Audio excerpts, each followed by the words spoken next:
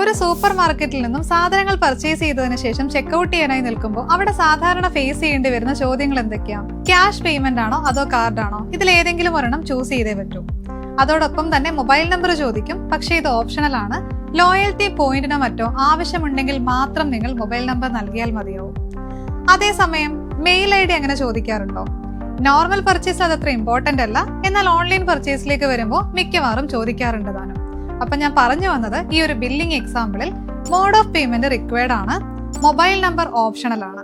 അതേപോലെ തന്നെ SAP posting വിൻഡോയിലേക്ക് വരുമ്പോൾ എന്തൊക്കെ ഫീൽഡുകൾ വേണം വേണ്ട എന്നൊക്കെ നമുക്ക് തന്നെ തീരുമാനിക്കാൻ പറ്റും. ജേണൽ എൻട്രി അല്ലെങ്കിൽ വെൻഡർ പേയ്മെന്റ് ഒക്കെ റെക്കോർഡ് ചെയ്യുന്ന സമയത്ത് ആ ഒരു പോസ്റ്റിംഗ് വിൻഡോയിൽ എന്തൊക്കെ ഫീൽഡുകളാണ് റിക്വയർഡ് ആക്കേണ്ടത്, ഓപ്ഷണൽ ആക്കേണ്ടത്, ഹൈഡ് ചെയ്യേണ്ടത് എന്നിങ്ങനെയുള്ള കാര്യങ്ങൾ കൺട്രോൾ ചെയ്യുന്നത് SAPയിൽ ഫീൽഡ് സ്റ്റാറ്റസ് ഗ്രൂപ്പുകളാണ്. ഇവിടെ ഈ സ്ക്രീനിൽ കാണുന്നത് പോലെ due date, value date, payment terms ഇതൊക്കെ പല പല ഫീൽഡുകളാണ്. ഈ ഫീൽഡുകളെ സപ്രസ് ആണ് ചെയ്തിരിക്കുന്നതെങ്കിൽ നിങ്ങൾക്ക് പോസ്റ്റിംഗ് വിൻഡോയിൽ ഫീൽഡുകൾ കാണാനേ സാധിക്കില്ല. Now it's your turn. Comment below what real life example can you connect to field status group. See you in the next video. Keep exploring SAP the smart way. Thank you.